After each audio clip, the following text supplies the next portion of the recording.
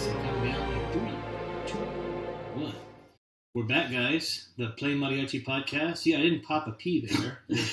PlayMariachi. You pop a P? I did. He did. He got one. So we're here with a special guest, Mario Mungia from Phoenix, Arizona. Are you from Phoenix, or you just lived here a long time? No, born and raised. Born and raised Phoenix. Venetian. Mariachero from Phoenix, a Venetian. I don't know what Venetian means. Venetian, Phoenix. Phoenixan? Oh, okay. Is it? I don't know. Sounds like you're saying Venetian. Yeah, well, Venetian. Venetian. Yeah, exactly. I'm just like, I don't know what that is.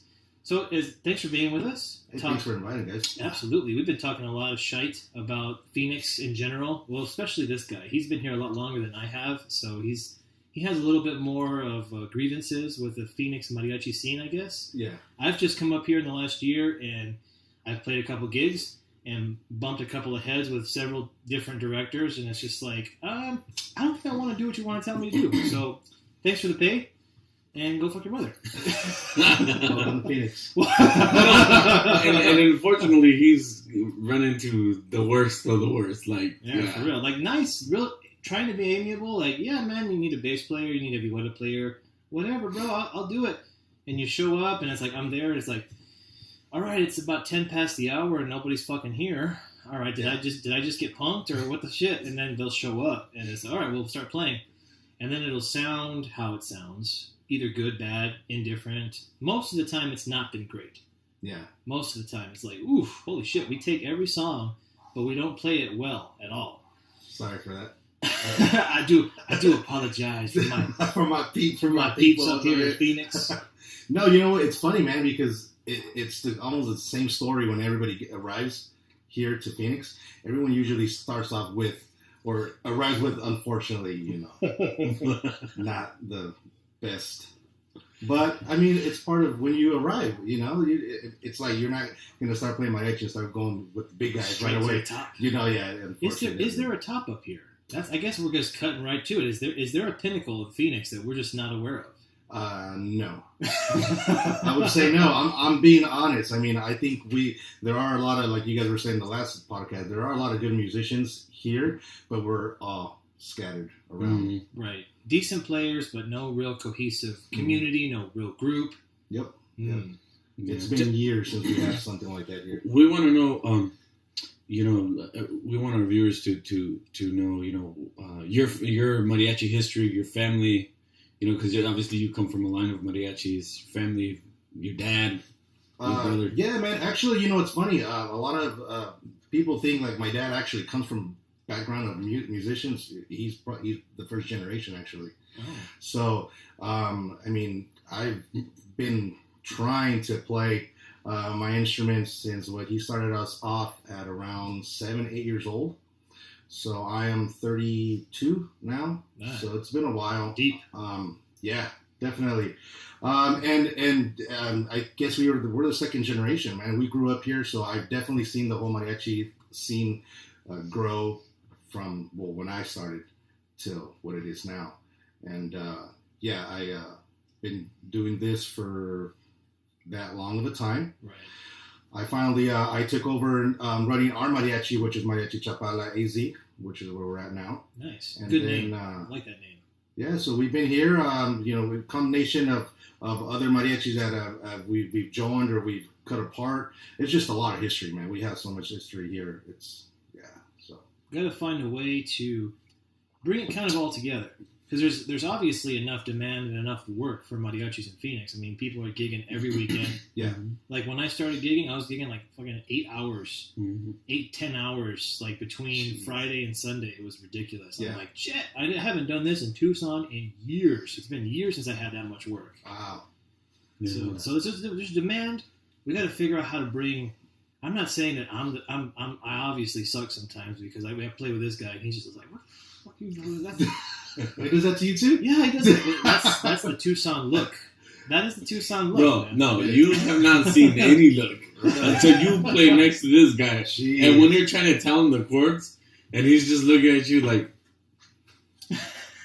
the resting bitch face. Yeah, well, but he's not. He's resting asshole face. Resting asshole face. Yes. Yeah, I don't know what it is, but like I'm not trying to be a dick. I'm just like I'm listening. I'm listening, I'm paying attention. And It's this concentration phase? Yeah, concentration phase. I'm just like, okay, I got that. And like his feedback is like, you play everything, but you give me the worst look in the face. Very true. So there has to be some sort of way to get to a standard. I mean, in Tucson, there's pretty clear lines defined. It's like you start elementary school, middle school, high school level. You're already in the game. Mm-hmm. Like you're like, I wanna like get as good as the guys that are playing, you know, out there in the main shows at the conference, and you're pushing for that, right? Yeah. And then when you're out of high school, you either go into a dip and you start playing whatever, or you join up with a group, and then you have to play whatever they write for you, they arrange. And you got people that are talented that will sit there and write and will compose arrangements for you. You know, they don't buy them. They don't just give you a list of songs and say, here, learn them. They say, here's what I want you to play, and here's the level I expect you to be at. And so, and then above that, there's, you know, going out and joining groups like Cobre or Sol or every group in Los Angeles and stuff like that. And then the lines are clearly defined. Yeah. Here, it's just kind of like a big diarrhea diaper. Yeah, we don't have anything like that. You're either in the diaper or you're out of the diaper. I don't know how else to compare it. No, like from your experience when you started mariachi, like what was it? What was the sound like back then, like quality wise and everything, compared to now? Was it better back then than it is now, or is it better now than it was back then? I would probably say better back then, just because we had a lot of the older musicians that were still around that you know, were more of the traditional mariachi style. Now, I mean, we do have the mariachi, but it's just there's. And I get a lot of controversial, you know, opinions, and I understand not everyone's going to be on my end. What happens is that a lot of the new generation just comes in and kind of like that, like you graduate or whatever high school, and you go to a mariachi where they write everything out for you. Here, it's like you need to learn this song or all these songs before you even try to start, you know, something big, because you know. If they ask for El Rey and you don't know it, or they ask for El Rey and they change the chord on you and you freak out, you're like, I can't do that. I only know the do in C major. I don't know how to transpose. Yeah, like and that's when, you know, that's the kind of stuff that we would get. Like I would, you know, when I was growing up learning songs, and I would come up with the, you know, the latest thing that Vargas came out or whatever. I remember one day I practiced Sabes Una Cosa, and I took it out to my dad and my uncle. That we were playing together, and we had a little group. And it was funny because they're like, okay, like, well, we don't know it. So they're like, well, we'll follow you. So they tried, of course, did not come out. But, you know, once we finished, we got a break, and my dad's like, you know, what you just did, like, you kind of, like, burned us. He goes, with 3 songs that me and your Theo will play right now, we'll destroy you. Like, we'll play something you've never even heard it. I'm like, yeah. Dang, like it was true. Like the repertoire. Yeah. The repertoire is vast. Like I have in this box, I got about 30 days of straight mariachi music. Yeah, there's so much music, like, man. It's ridiculous. Endless. It is. So there's something to achieve, right? There's something to say, well, if we're going to play a catalog of old school stuff, traditional stuff, you have the reference, right? And it's not complicated music, right? Because it's pretty simple to follow. It's funny, if I were to ask you, give me, you know, you just said, what basic songs do I need to learn? You'll probably have a list different than mine. You'll probably have a list different. Mm-hmm. But that's the beauty of, like, everybody, even our viewers, be like, well, you got to learn, you know, this, and we're like, maybe that might be too advanced at the beginning. Yeah. Maybe that's an easy list. Nobody asked for that song. This song is silly, whatever. But I struggled with that when I was like 18, 19, because up to that point, in Changos and at Pueblo, I only ever learned what people told me to play. Mm-hmm. That was all I did, right? Because that's all I had time for. Yeah. And so when I started playing restaurants, I was like, I don't know any of this shit. And so it's like, but I knew theory, and I knew how to follow people, and it was pretty easy for me to follow. But then I started asking myself that question, like, what do I need to learn? Mm-hmm. It's like, well, is it everything that people request, or do I have to do some homework? And so I started doing some homework. I'm a fucking nerd, so I started researching in the library. I'm just like, well, where does this music come from? You know, like, what's the history? What's the real history? Yeah. And I found that you can go all the way back to, like, the Huastecos and the Jarochos, that style of music from the eastern part of Mexico, right? Southeastern part of Mexico, all the way back to the opposite side, where you have a completely different style of sones, albajeñas, and then you go further south, and you have a whole other thing of Venezuelan influence, the joropo. You have different kind of sones, and it's like, man, so I need to learn where the genres are and what the timing is, how you play them. That was the biggest thing. It's like on my YouTube videos, I say there's a difference between rasqueados in guitar vihuela, difference between rasqueados in huapango and huasteco, and they're distinct, right? And the timing is different. And so I think for me, that's where you start. Like when I start teaching a student, I don't start teaching them songs. I start teaching them, this is what a huapango should sound like. This is the timing. Get a metronome. This is how a son should sound. And they struggle with that basic concept. How do you know what a son is supposed to sound like, Jason? Supposed to sound like? That's a very good question. Because what I learned when I was doing my research is that son is not indigenous to Mexico. Son is a category of song, right? Between Cuba, Puerto Rico, the Dominican Republic, Brazil, Argentina. They all call it son something. Son chileno, son cubano. It's just basically a song. Wow. So it's like, how do you play it in the region that you're in, right? Because when I was in college, I joined like a little side ensemble. They call it Atuna, and it's a Puerto Rican like ensemble where it's just college students in Puerto Rico that starts playing Spanish zarzuela music and Cuban music and Puerto Rican songs, right? That's where I found out. I was like, well, they use a cuatro in Cuba and in Puerto Rico, and it's very like almost like how bachata sounds. A lot of people listen to that here. They have a 12-string cuatro, and it's like, yeah, dun dun dun dun dun dun dun dun dun dun dun dun dun dun dun. They modulate between minor and major keys all the time. Wow. And it's like, that is son. That's what they call it. That's a son. And I'm like, I don't think that's a son. That's their song. That's their song. Yeah. Yo, this is mine. This is mine. And so, no shit, dude. I brought the vihuela to a practice, right? Because we had a flamenco guitarist, a classical guitarist, a classical bassist, and a drummer, right? The tambor. And I brought the vihuela and the guitarrón, and they were like, they saw me doing the manicos and then syncopating to that Cuban and Puerto Rican beat, and they're like, "Fuck, how do you play those 30 seconds and those 16 so quickly in time?" And I'm just like, this is what mariachi music does for you, right?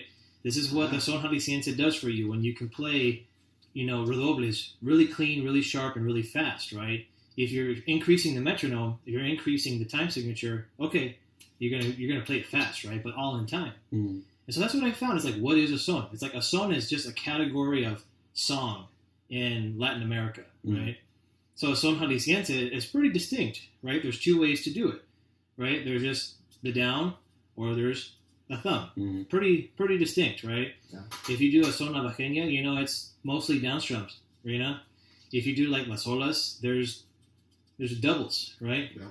So what I heard an interview recently on Facebook with Victor Cardenas, and he was talking about melodía and golpe. Oh yeah. You see that? And I'm like, fuck, that's what I've always been thinking. It's like, yeah, we follow and mimic the sections, right? The trumpet section or the violin section with our tempo. We all have to kind of come together. It's like, dang, how come this isn't more prevalent knowledge? You have one of the greatest old school heads talking about this now. It's like, does everybody realize this? Yeah. That's one thing here in Phoenix on the subject of sones. There are some groups or directors or whatever that like to play sones a little bit slower than recorded or faster than they were recorded. I think to do the accents, like on whatever song, it can be Son de la Negra. I think when it's way too fast, it kind of loses some of the taste. Yeah. Right? You're overcooking it. Exactly. And then when it's too slow, it drags. It's a little undercooked. Right? It's a little undercooked. It's like, So it's like, how do you find that right speed? That's a good question. I mean, most counting off, I would say, a lot whoever counts you off. Yeah, whoever counts, hey, when this is how we're going to do it. Here in Phoenix, I haven't seen anybody count off before. Nobody counts off.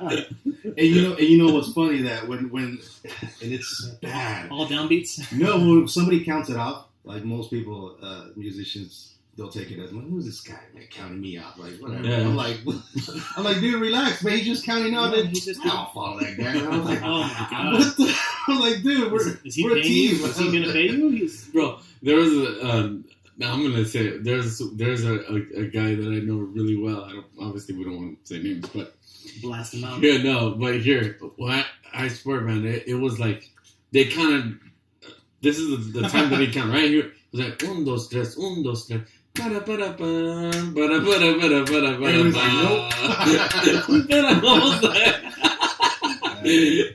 And I was like, oof.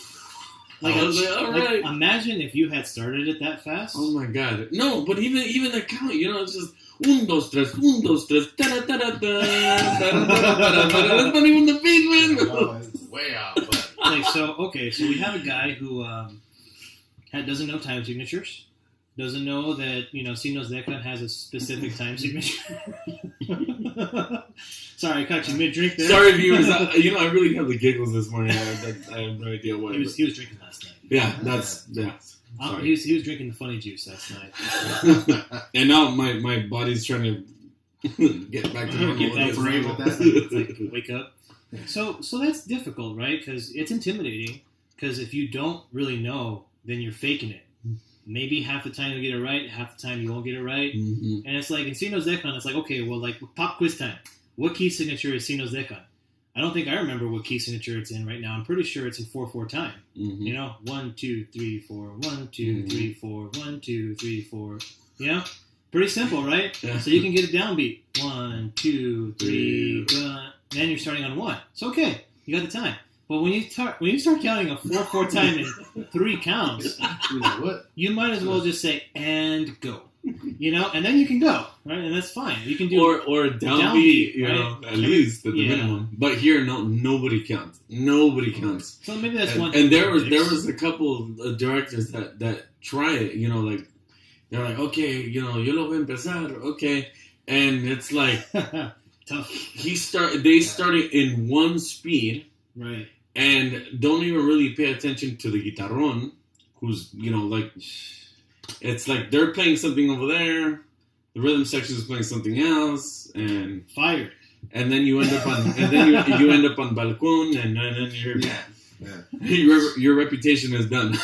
Pretty much. Too many egos, man. Everybody makes mistakes. Mm-hmm. Everybody can mess up. It's like that's how you learn. Yeah, it's good to mess up. And it's so okay to mess up. You have to be the amiable person when somebody else messes up, and not give them a rash of shit for it. Right? Mm-hmm. It's like, ooh, he messed up. It's like, okay. Did you just have a moment, or do you want to go over it? And that's why I'll ask. I'm like, do you want to go over it a little bit? Or do you want to go ahead and retire? Do you want to go home? You want to go? It's funny because on my way over here, I was talking to my brother, and he was like, "Where are you going right now?" I was like, "I'm going to go do that podcast that we were talking about." He's like, "Make sure, man, you talk about a couple of the older generation that we still have sticking around here, and man, it's time to." Call it quits. I'm like, hey man, that was part of our first podcast. That I was saying, man, it's like maybe at one point in their life, for a long time they were like up here musically and everything, and it all became business now. It all became I'm gonna go make a quick buck. I'm not gonna try. I'll let everybody else do the hard work. I'll just stand there and just play a few notes and maybe sing a song if I feel like it.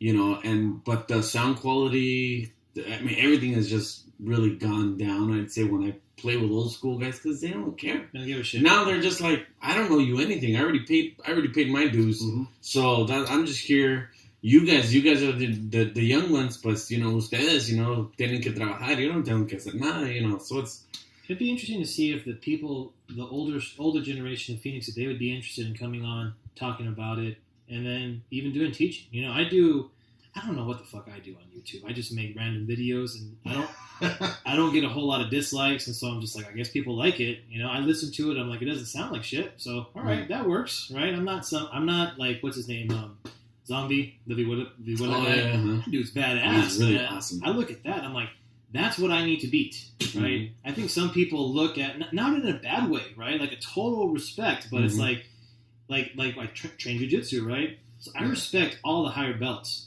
Well, I got fucked up this past week, so apparently I don't respect blue belts or 4-stripe white belts that can kill my ass because that's what they did. So it's like I look at a guy like Zombie and I'm like, dude, I want to be as good as him on my best days, right? Mm-hmm. And I'm sure he has his bad days. You know, I've seen legendary players that let a couple weeks go by, they don't practice, and like, fuck, I suck. You know, that's what you got to have, right? You got to look at yourself in the mirror and say, I kind of suck right now. I need to get back to it. Right? I need to dedicate some hours to practice, right? Because it's a perishable skill. Like, you could spend 20 years doing it and then go off of it for a month, and now you suck. Mm-hmm. You know, so I think people should have that competitive mentality and respect for people higher than you to say, I want to be that good. Yeah. Like, I respect what he's doing. I'm never going to tear him down. I want to be at that level, and I'm going to push to be at that level, right? Mm-hmm. And then I'm going to be better. I'm going to fuck that guy in his face. It's going to be even better than he was, you know? Face. Yeah, exactly. Not in a bad way. Not in a bad way, but in a good way, right? And that's the thing that I had also talked about. That's when you get in a situation where, say you're playing, you know, with an older generation dude, you know, and he's playing God knows what, but maybe he's playing his way that he learned it or whatever, and it's like, well, we're trying to play this arrangement, but you know, the chords might be different here, the notes might be different there.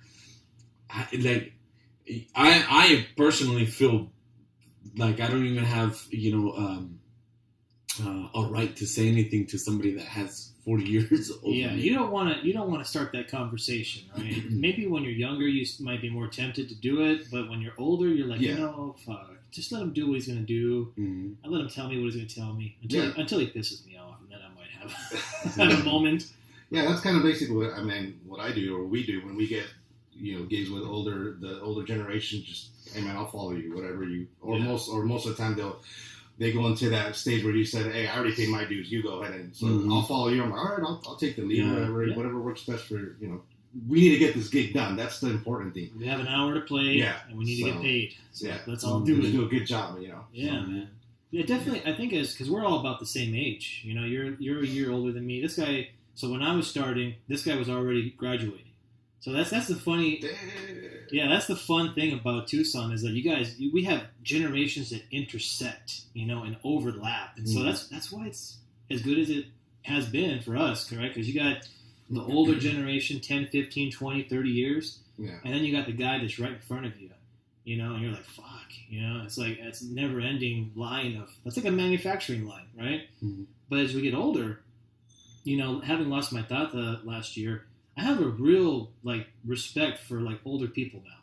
Like, not that I was ever a disrespectful little shit, but, like, that realization of, fuck, time is short, man. People are only here for so long. You know, you need to cherish, especially when they're older, you got to cherish that time with them because you don't know if this might be the last gig I play with this guy. You know, do I want to remember this as, like, fuck, I was really an asshole to that guy, you know, and I feel bad. It's like, no. And I've run into some that actually are teaching you, hey, you know, learn. You know, I learned it. Así lo tocan en Guadalajara or whatever, you know, and you're like, damn, you know, that's freaking awesome. That's what I love. I don't like, you know, like what we're talking about, like with guys that come in and they're just like, you know, well, boy, you know, I'm not here to work. I'm just here to stand in to fill in. Right. I want my money. I want my money, and that's it. I had to get my arthritis pills and drive all the way out here. Yeah, it's tough, man. You know, and I think it's, man, super cool that you guys are doing this and just a younger generation, just because it's just, you guys are right. I would say Tucson has more, I guess, more the mariachi scene. It's dense. It's a lot dense. Yeah, here it's. I mean, now we're getting, you know, you got from Tucson. We're getting people from California that when they arrive here, they're like, what is? How come there's nothing here? Like, there's so much, you know, work or talent. It just never happens. And when you try to do something, falls apart. People don't stick around, man, or just in it. And I'm seeing it now these last couple of years that, you know, more younger generation are coming into town. Yeah. And I tell my brother and my dad a lot. I'm like, I think here in the next 5 to 7 years, I mean, it's going. You'll have a resurgence. Yeah, it's going to go up. And not just that, because you need an audience. You need an audience that's going to pay, right? So you have people coming here, families immigrating from Mexico, right? And then you have people that are moving from like California, Chicago, places that are really expensive to live. Mm-hmm. Phoenix is about the same size as those big cities, if not a little bit bigger. Mm-hmm. And they have all, if you're an engineer, if you're finance, if you're management, if you're like, if you work for APS, those guys are electricians. They make $120,000 a year. They make more than an engineer makes on a good year, right? So they're coming. Yeah. They want food and they want music, right? That's right. That's the whole reason. Sometimes that's like the argument for why cultures evolve, right? Is because they had music and they had a food tradition in their culture. That's why they survived, right? So it's like, who's going to capitalize? That's a good question. It's like, how do you capitalize on an emerging market for mariachi and keep people together? Like, what's the honey that's going to keep the bees in the pot? That's a struggle. I think Taco Tuesdays. Taco Tuesdays? So that's an interesting thing. We're getting an opportunity in the next couple of weeks to open up for a restaurant here in Tempe, and pretty solid, pretty good food. I want to make sure that they have mariachi. It's going to be with mariachi. Okay. And it's a lot of snowbirds living in the area that are just tired of this cold, and they have opportunity. Right. And it's like, okay, well, let's bring the music, right? Mm-hmm. So there's three components, right? There's the money. People got to get paid every weekend to keep them coming, right? The song list has to be off the hook, has to be good, and the venue and the clientele that you play for has to be not pissing your players off, right? Mm-hmm. That's what I think. But you run a group. I've never ran a group before, so it's like, what's your perspective here? No, you're right. And I was about to say, don't mention the name, because if somebody sees the podcast, they're gonna go run over there and try to outbid you. You see, that's one of the things yes. they have here, man. I've been here long enough, and I've done the business. Now, so like, don't. If he says the name, it's called gone. No, it's don't gone. say it. Don't say it. See, because right now they're gonna drive over there. They're already on the way. Like, where's the restaurant? Where's the restaurant? Shady people out here too. There's shady people everywhere. Well, that's what's interesting is that the owners in this restaurant are fraternity brothers. Ah, okay. You see that? You see that plaque against the wall right there? Yeah. All right. It runs deep, man. It runs real deep. That's good. And so I'm not to say that, if we showed up and we sucked, and another person comes along and say, hey, we'll do it for 20% less and we'll sound about the same. It's like, well, if I were them too, I'd be like, all right, sorry, bro, we gave you a chance, but it's not working out. It's like, that can happen, right? Yeah. That can absolutely happen. So it's like, how do you keep... In Phoenix, I think an optimal group is about 6 to 8 people, right? If you want to push it, because this is what people do I've seen. It's like, if they have a planta and they only have 6 guys, and they get 5 hours during the planta, they'll take the 5 hours. Yeah. And they'll say, screw the planta, right? Mm-hmm. So it's like, okay, you don't want to do that. You don't want to burn a planta just because it pays a little bit less, right? But at the planta, you have good people, fun atmosphere, you are getting paid. You don't have to drive to Avondale and to Mesa and to all this shit to go get extra dollars, right? It's like, what if this is my idea. I don't know if it'll work. What if you have 5 or 6 guys playing a planta on a rotation? And if you're good, this only works if you guys are good and you guys are all on the same level, right? If you have a full 10 to 12 man group, right, where you're saying this is what we want to do, right? We want to elevate the Phoenix scene, right? We want to be the premier whatever the shit, right? It's like, well, we can only take 6 people at a time to gigs because no one's going to pay $1,000 an hour to support 12 people, right? Right. So it's like, okay, if you get popular, if you have regular demand, which is always questionable, the planta is a commitment, and then any extra work you get, you have to have a good, healthy mix of people. Say, okay, well, 5 guys will go here, 5 guys will go here. I've never seen it work. I've seen people try, it's always failed. Mm-hmm. So I don't know if... Split it up. That happens a lot. Yeah. But see, as the owner, let's say you own the restaurant and you had a mariachi, how would you feel that every weekend you'd have your 5 musicians, but they weren't the same 5 musicians? You see, that's the thing, is that you'd want to make sure the guys you send to the regular gig mm-hmm. are the best guys you have, mm-hmm. right?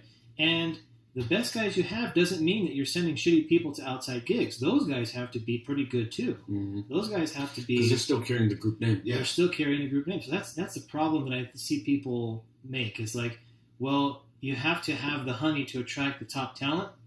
You have to have the work to get them in here. You have to have the repertoire, right? And you have to have that good business acumen to say, deal with people, deal with clients. I remember I used to book gigs for the Changos for a while when they needed a board member to do it. Terco, man. People will screw other people over for, like, we're already booked for this 2 hours. Like, I'll pay you double for those 2 hours. I need a group. And you're like, well, no. Double. No. You get that devil on your shoulder. It's like, man, the kids would only have to play the same 2 hours and get twice the revenue. It's like, that's good for the organization, right? And it's like, if I tell anyone in the organization that, they'll say, cancel that and go for that. They'll say, go for the money. Mm-hmm. Not even thinking. Not even thinking. Somebody else is making a podcast, and they already offered me triple what you're offering. Triple what I'm offering? I'm probably going to go there next week. I'm going to peace out. See, that's the thing about podcasts and in general, is that people don't get paid for podcasts. No. It's like, once you start doing that, it's like, ooh, you know, like you watch the Joe Rogan podcast, I'm like, I'm pretty sure he doesn't pay those people to be on there. No. The good thing about Joe Rogan is he has like 2 million people watching his shit every day. Mm-hmm. So it's like, if I have a message and I want it out there, I'm not going to sweat Joe Rogan for, you know, $1,000 an hour to go talk on a podcast. I'm going to go talk on that podcast because my honey is in the viewership, right? Mm-hmm. That's where I'm getting my message out, right? Like, that's what we got to capture. And I don't know if we'll get it. I don't know if Phoenix can support it. I think just not necessarily in Phoenix, just in general, everywhere. I think it's definitely possible. There's so much, musicians now that I'm sure everyone can relate a lot of the stuff. I mean, maybe just not here. It has to be happening in their town too. Yeah. If you're coming from Mexico, like that guy, the violin player from Veracruz, he was bad, awesome, dude. He was awesome. Awesome, dude.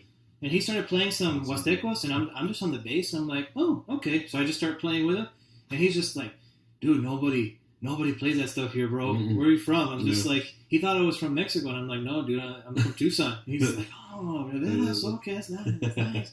Yeah. Most important question for me, you being here and having, knowing the Phoenix, mariachi scene better than us, what changes would you like to happen in order for the mariachi scene to improve here? I would probably say the musicians that are just in for the money. That needs to change. It's changing slowly but surely, and I think it's changing because the newer generation, they actually, before, man, you used to live off music, like pops and my dad and uncle and whatever cousins. That's all they did, just live off music. So everything was. Any musician that would get here anywhere from anywhere else, there's how many hours do you have? How many hours can you provide, for the weekend? And that's one of the things that I think needs to change, and it is changing because a lot of the new generation actually now, it's more of a hobby versus I need these hours to be able to make my house payment or whatever. And it's guys our age, we went to school and we have jobs. Right. That's why that's going back to where I'm saying, it's changing. It's going to change. And now there's good players that are sticking around here, and little by little, I'm sure we can try to get something together where if we don't play, a weekend, they're okay. Like, fine, man, I'll stay home with my wife or kids or friends, hang out, go out of town. Yeah.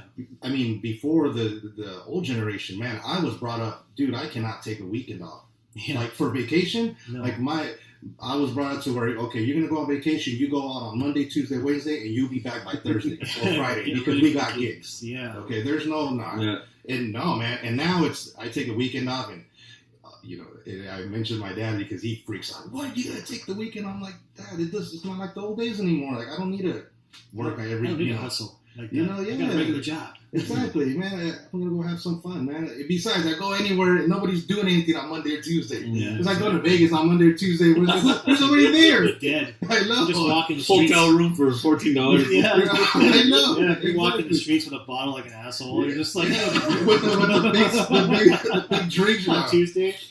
Like, there are people there on Tuesday, but they're not the people you want to hang out with. They're mariachi people, the older generation. I run into the old generation of mariachis out there now. That's hilarious. But yeah, man, I think that's one of the changes that I would like to see, And like I said, doing something like this, man, nobody's ever done anything like this, and I think it's cool, man. I think it's gonna blow off for sure. We've been talking for 45 minutes. Nice. This is getting good. See, this is why I like doing a podcast. An hour just goes by like nothing. It's like, what did I say? Did I say anything fucked up? See, and that's one of the. I was on my way over here. I said, "Man, okay, try to keep it clean, Mario, because I know when I spoke with you, and then when you brought it up, we were on the way to a gig, and my brother was in, and I started getting heated. You guys were pissed. And then my brother was like, "Dude, calm down." I'm like, "No, man. Yeah, put me on that podcast right now. Put me in, coach. Put me in, coach." We were talking about, subjects that we wanted to talk about, here on the podcast. It was hilarious, man. This guy's I saw this guy's blood pressure. All of a sudden the car was going faster and faster and faster, and I was like, those shit handles. The back man. holding on. Yeah, and that's one of the things that I was gonna, going back to the whole restaurant thing that you had. You guys are gonna be open, or they're gonna be opening up. And it's going to happen whether you like it or not. Once they find out that, there's a machine. Yeah, that someone's going to come in and try to outbid you. Oh yeah, and it happens. And I know it's part of business, but like I was telling Miguel, that was the conversation we were having on the car that day. Is that instead of helping us out or the industry, the mariachi, because it costs money for time, practice, suits, instruments, all that stuff. Yeah. And then somebody comes out and outbids you, and it just hurts everybody else, because then that goes around. The owner's like, well, this guy charged me this much. And I'm like, okay,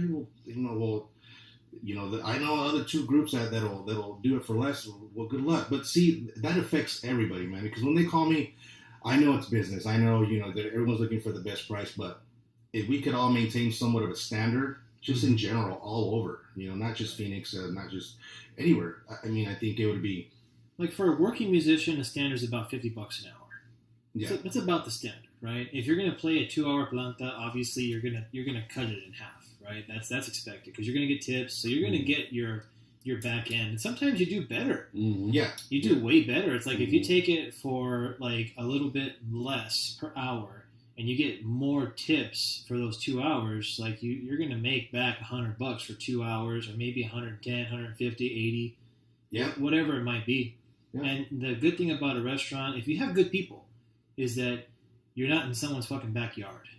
You're in a nice building, you have exposure, and it's easy, regular work, right? Yeah. That's what I like most about it. What I hated about working plantas in Tucson is that you had like the wait staff that would like be real shitty with you, just because they know that you guys are getting paid for 2 hours, probably what they're making more than what they're making like in the whole day there. Yeah. And so I was telling Carlos this story about when I was playing. Remember when Portales, what used to be Casulitas? Oh yeah. There was a maitre d' there. I remember he was an older guy, and I was like 20, 21 years old maybe. I still had my like Candela's guitar, super badass mariachi guitar back in the day, right? And he kept with his trade trying to bump it, like scratch it, right? On purpose. He did it once I thought it was an accident, so I'm like, they're busy, it's a small space, okay, fine, no big deal. And then I noticed he almost did it again, like on purpose. And I was telling Carlos, I'm like, I grabbed that dude by his arm, and I just told him, I'm like, dude, knock this shit off, bro. Like, this guitar is worth more than you make in a month. Yeah, and he got so pissed off, and I'm just like, all right, we're about to have a fight. Here we go. And it's just like, whoa. And that escalated quickly. Yeah, it went from like, okay, it's kind of annoying to, okay, now it's going to be a felony in a couple of minutes, depending on what happens next. Dude, and one of the other things that I get a lot is, and they do it. It drives me crazy, man. When they call me and hey, we're looking for a planta or whatever, we'll pay you this much, and we'll give you guys dinner. Yeah, free food, free beer. I'm like, bro, my SRP bill is not going to take a burrito for payment. Like, I don't care about your food. Like, no, well, this other group they used to like. I'm like, dude, no. Then cool. Yeah, good. Like, it is just, for me, it's like, it's falta de respeto, man. For me, it's like, dude, come on, like, we're professionals. Yeah, we're exactly. We're not vagabonds. Yeah, and or I get invited. No, we'll pay you this much and a burrito on the way. I'm like, dude, it's like, fuck you and your burrito. Yeah, I'm like, thanks, man, but I'm gonna pass. I appreciate it. I didn't suffer 2 years of music theory for your fucking burrito. Exactly. You prick. It's like you. Jason calls me when they open up. Hey, Mario, I'm gonna pay you this much, and you get the plate. It's like it's a nice thing afterwards if the restaurant truly is like bomb food, and they're like, hey, it's not part of what you guys pay, but if you guys want to eat, you guys can eat. No big deal. And they're like, fuck yeah, like I don't want to be disrespectful. Then I don't want to be disrespectful, even if I don't want to eat. It's like, hey, they're offering it. Let's go ahead and do it. Those are like jackpots, right? When you go to a spot and like they give you your money, you get tips. No one hassles you. They don't try to move you around the crowd and all that stuff. It's like, hey man, we're gonna keep going. And it's like if people are giving us tips to stay afterwards, it's like, well, you guys gonna cut, or do you guys want to make a couple extra 20s, 30s, 40s, 50s? If you're into it, I think most people will be like, yeah, this sounds good, man. My trumpet player sounds good. The bass player knows what he's doing. The violinist is playing everything all right. We're gonna get paid some more. Let's do it. Fuck it. We'll eat afterwards. Have a good time. And if you gotta cut, then cut. Don't be a dick about it. Just be like, hey man, I gotta go, or oh no, we have a gig booked after this. We only have 45 minutes to go. It's like, all right. Business, right, is business, but there are ways to comport yourself to where you don't come across as like, shitty, or kind of like leave after 4 hours and then your phone dies and you get home and then realize that there was another hour left. I was like, what? I was like, how does that happen? I was really tired. Man, it was bad. Well, because nobody told me. Because I didn't realize that everyone just packs in cars and they just go follow the leader. Whatever until. That's why I always when we have gigs, I'm like, hey, I'll see you right now. A little bit. We're like, what? Oh yeah, we still have another 2 hours. Yeah, we still have another 2 hours. Don't go home yet. That's kind of the burden of being a leader, right? You gotta make sure you gotta go the extra mile. You have to, man. And a lot of people take it as like annoyance. Like, man, this guy's calling me again. Like I send out reminders. Today we have gigs and I reminder, hey man. And most people don't even answer me. Yeah. This guy, I'm like, hey, but if I don't send it out, man, if you don't show up, you're gonna be like, how come you didn't remind me? Exactly. It's like, oh, you cunt. Yeah, exactly. So, it's part of trying to run the group. So it's a hassle. I've seen friends of mine that run groups in Tucson, and yeah, it's a fucking racket. It's stressful sometimes. I can never do guys like this. Yeah. Sure, you never respond to my text, man, or he'll respond 3 hours later. I'm like, bro, he texted me in the middle of the night. I'm like, I'm already asleep. Yeah, I can do that gig. I was like, man, I already found somebody 2 hours ago. I woke up at 6 o'clock this morning to piss, and I'm just like, oh, okay. I just texted him back. Good. I'm going back to sleep. That sounds all good. I'm fucking It's like, I'm getting old, man. There's bedtimes. There's times I got to go to sleep and do too much work in the day. That's right. And what about you guys? One of the things I would say, I would want to ask what you guys, before I don't know how long we have. We can go as long as you guys want to go. Your one of the things you hate that you've done at a gig here that I don't know, bad experience or with the musicians or clientels or. I think the leader of the group, the directors, there are some, directors that make themselves look like fools in front of clients, kind of like trying to be too funny, unprofessional, or say something offensive, trying to be charming. Yeah, they're trying to be charming, and it's really like it's not working, and people, not everybody has a sense of humor. You have to treat your clientele differently. Some people, hey, it's business. I hired you for this, and this is what you're gonna play. You're gonna play the hour here. There's a lot of, I think, a leadership that sometimes it doesn't mesh well with what they're trying to do. You play the song. We're not here to tell jokes. Yeah. Quit trying to be Rico Suave. Yeah. Picking up. There's no picking up right now. Yeah. See, and that's cool because then if I ever try to do something, I want you to tell me, hey, Mario, just give it a rest, bro. Like, let's just play the music. I'm like, cool, let's do it. I can do that. But no, you know who I'm talking about. Oh, there's several of those. There's a couple of those here. There's several of those that are here that is just like, like payasadas. You're like, dude, that's like nobody wants to see you do the splits, bro, playing the violin. Like those mariachi stripper videos on YouTube. They're playing mariachi loco and guys shaking his ass and stuff. Hey, it's like those are.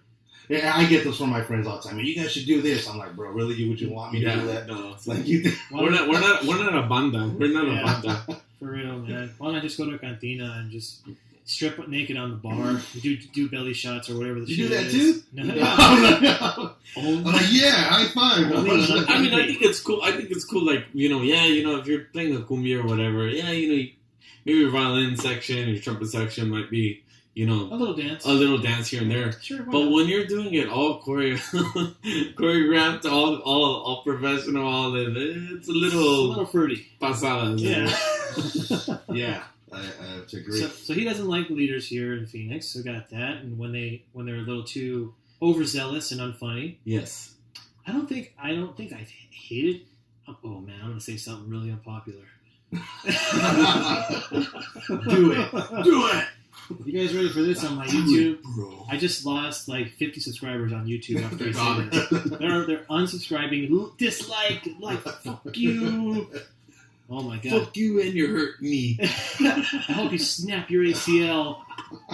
Oh my god. Wow. All right. What do you think? It's not bad, huh? It's not bad. All right. I'm going to be honest. All I can do is be honest, okay? Now, I have a lot of respect for every component in the mariachi ensemble. I understand the history of it. It's necessary, right? I'm not one of those people that say, you don't really need that. Like, well, who the fuck who are you to tell someone what they need or don't need, right? So that's how I feel. In Phoenix, I do not like trumpet players in Phoenix.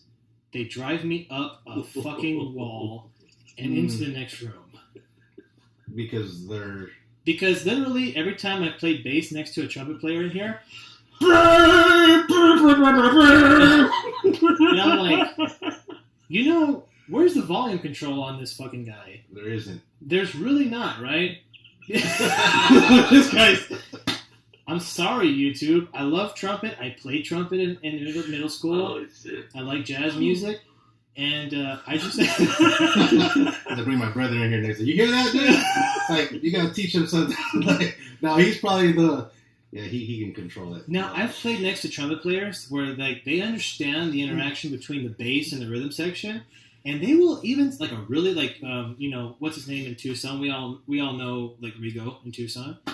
He will drive tempo with you. Mm-hmm. If you are going along and he will look at the bass player in the rhythm section, he will adjust himself to whatever the rhythm section is doing, and it'll sound amazing.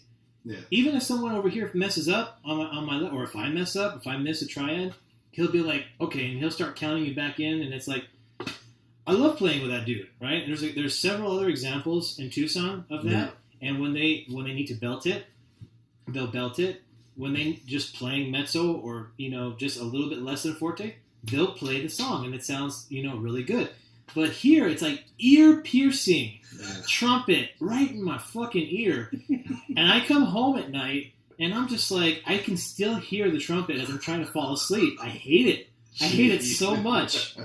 I know, I just lost all my subscribers. I'm sorry. Hey, no, trumpet players. It's true though. It's true though. I'm sorry. There's a couple trumpet players here that carry their own damn tempo. Yeah. And there I am playing bass, and I'm like, bro, are you not listening to this beat? This is a really good speed. Why the hell am I gonna slow down or speed up? Yeah, exactly.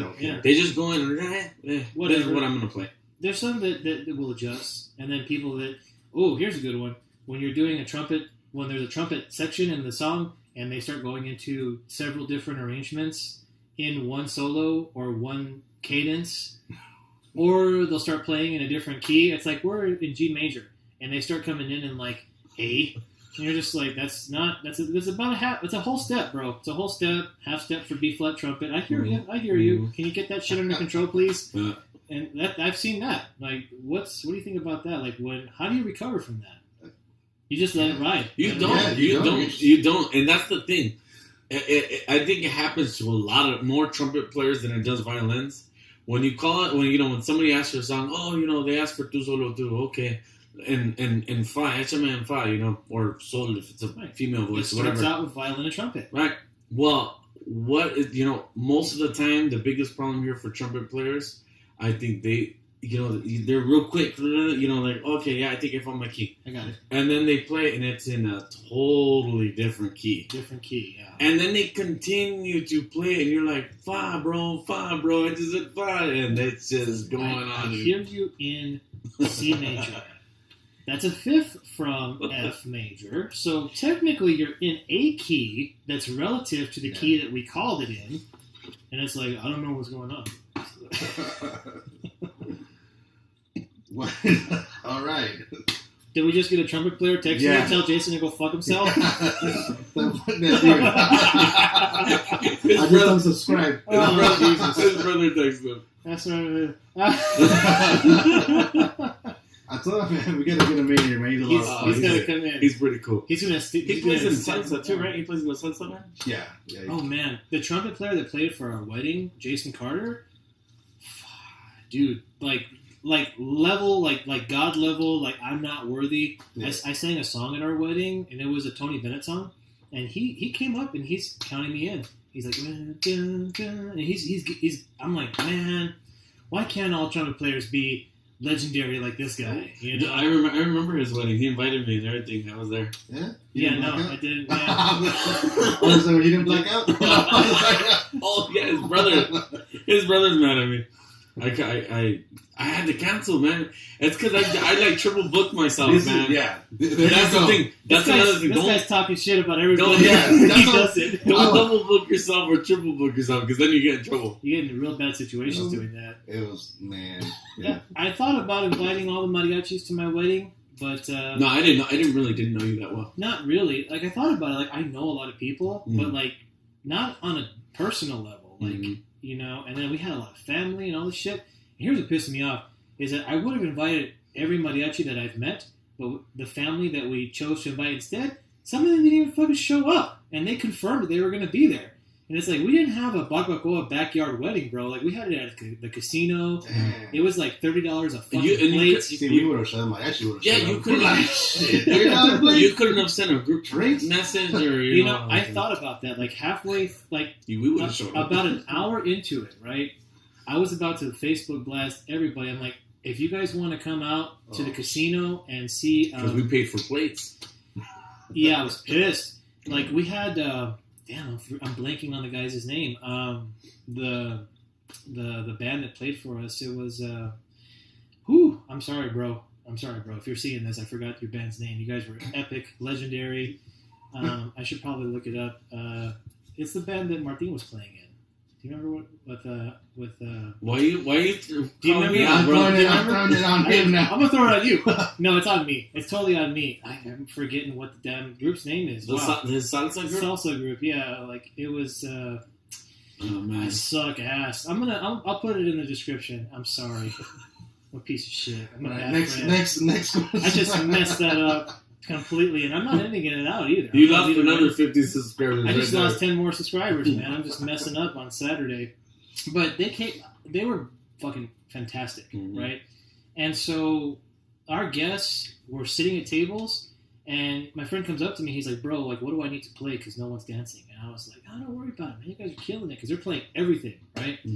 And so I go, we have to walk around, right? I'm like, hey, what do you guys want to hear? You know, how do you guys think of the music? And they're like, dude, this is like a concert that you're putting on for us, man. We're just sitting back and enjoying the show. And I was like, no shit. And so I went to my friend. I was like, bro, they said that you're killing it. They're just sitting back and listening to the music, man. He's like, oh, man. He's like, all right, well, fuck this. We're going to make them dance. And so he, like, started kicking it up several notches. Nice. And, like he put it in overdrive for us that night. And so at that point, I realized that, like, maybe 50 of our guests were not going to show up. And I was fucking pissed. I'm like, I'm going to strangle every one of you. Because you just cost us $1,000 that we did not need to spend. Yeah. So thanks a lot. If you're watching this YouTube video. You should put the list on of those people. Well, because some people actually responded back, I'm sorry, I have a cold, I'm sick. You know, my mother's in the hospital. So there's legitimate reasons why they couldn't show up. I'm not talking about you. We're still cool. But my grandmother died for the 5th time. Yeah, something like that. Yeah, but some people just didn't show up, and so I was gonna put on my phone like to all because I'm friends with everybody on Facebook. I was like, if you guys want to come up, my wife was like, that's really tacky, and I was like, really, is it? And she's like, please don't do that. That looks so bad. And I was like, all right. I think I ended up posting it anyway. I took a picture of us. So I was like in the comments. I was like, if you guys want to come out. Pretty dope band playing. Just saying. You know, it's smaller font. Yeah. I was like, I technically didn't Facebook blast that, but I wanted to because, like, yeah, there's drinks. You know, everybody was there that could be there. The band was awesome. You know, Yeah, man. So sorry about the invite, Miguel. Yeah, no, it's okay. You were up here anyways. You were gonna come all the way down. I wasn't up here. No, back in when the fuck did I get married? 2016. No. Oh no. What? Yeah. You barely got married 2 years ago. Yeah, barely 2 years ago. Oh my god. I know. Now I'm mad because I did know you. The cameras are gonna fall down right now.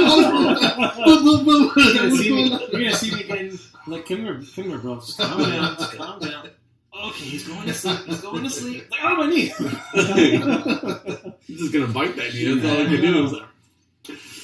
Oh man, this has been a good podcast, guys. Anything else we want to say? We dragged you all the way out here to the northwest side of Phoenix. No, man, I think this is